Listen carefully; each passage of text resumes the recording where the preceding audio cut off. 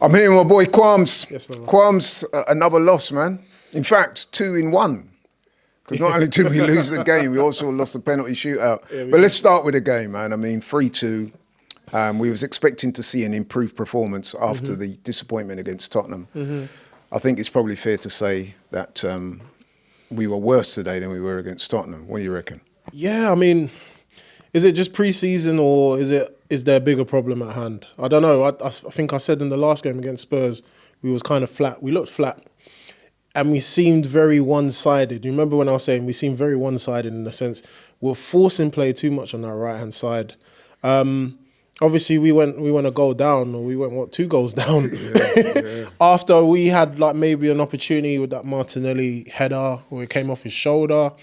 I think Saka had an opportunity, but it was kind of a tame effort. So, I do think we do need to give some credit though to Nicolas Pepe. It was his first game back at the Emirates. Pepe and, showed you. He was probably there. Well, he was probably the man of the match. He showed you how a winger, the winger that we need, is Pepe, former Arsenal player. Isn't that funny? Isn't it? Yeah. You bring in one, is in Joker as our striker, and then we bring in Madueke, and then obviously. We're looking for a left winger, an out-and-out left winger who will run at you, who will commit, who will hang out wide but then drive inside. That's exactly what Pepe was doing. Unfortunately, he wasn't wearing Arsenal colours anymore. He doesn't do it. So we were struggling in that sense. I feel like we're still running out of ideas, creativity-wise. And I've heard, obviously, everyone else's fan cams, and everyone's going to be stating the obvious. You have your striker there, your 65 mil plus striker, he's there. Why not feed him the ball? Let him do what he's come here to do.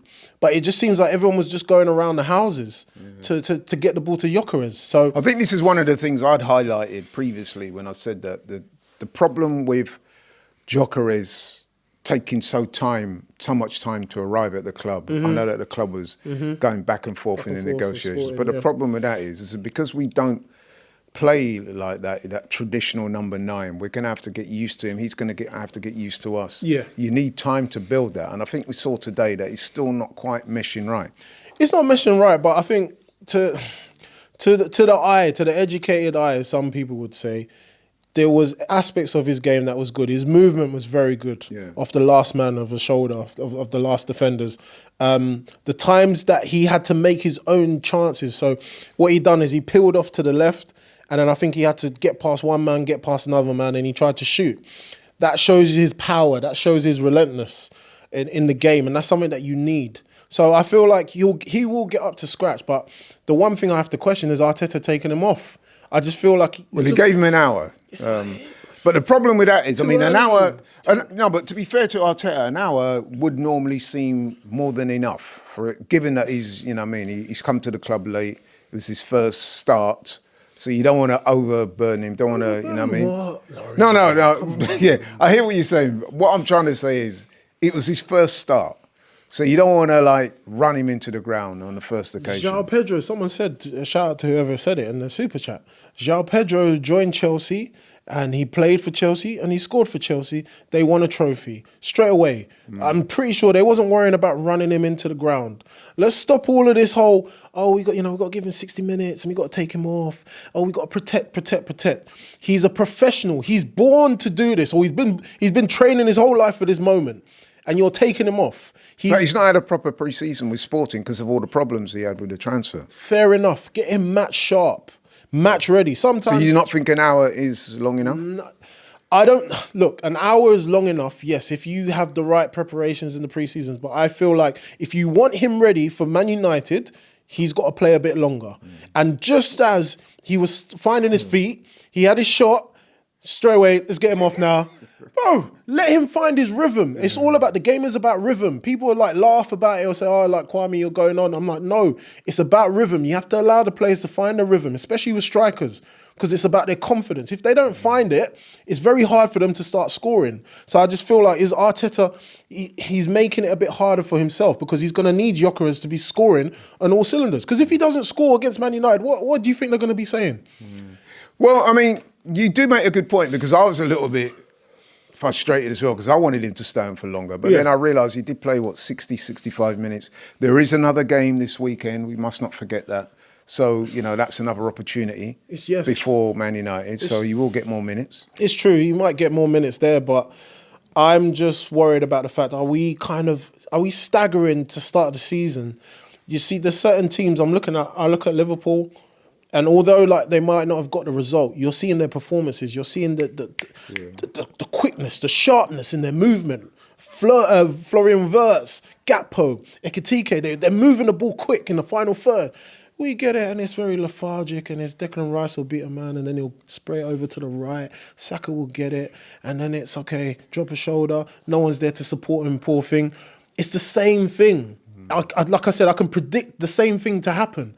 I don't want that. I want you to change things up. So to be honest, I'll say, you know what, Arteta done well at the start because he changed it up. He said, all right, I'm going to put Ethan Nwaneri in number 10, who I thought he'd done very well at certain parts because he was trying to be a bit more direct. Yeah. He was trying to progress the ball forward. He had 1 or 2 shots, didn't really get him on target, but still he tried. So I was happy with that.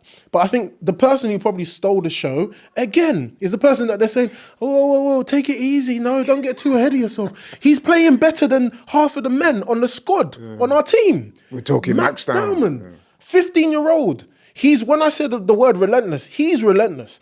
Because not only is he not afraid to run at people and commit them, and he breezes past people with ease, the fact that the rest of the team have noticed how crucial he is already. Timber's giving him the ball. He's like, bro, take the ball, you do what you need to do. A lot of the play was being forced on that right-hand side because Max was the only one who was committing play, and he obviously won us a penalty.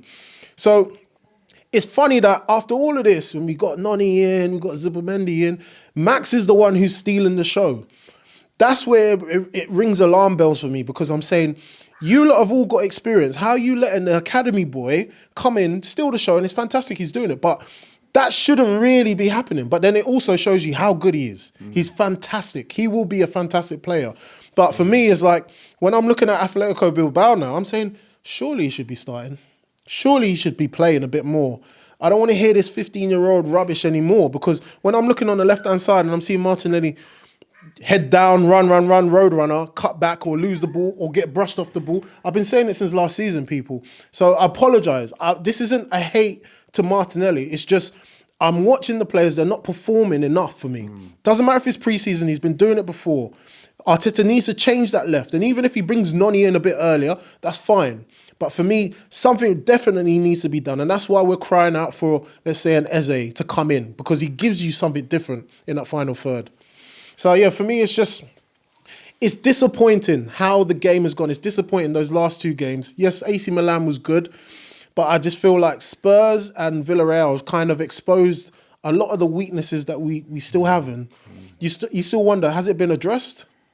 Is it a thing that Arteta is going to address it and give Gyökeres the time to find his feet? So I want to see him start. I don't want him to get 50 minutes. I want him at least 70 minutes with a goal under him. That's what I want.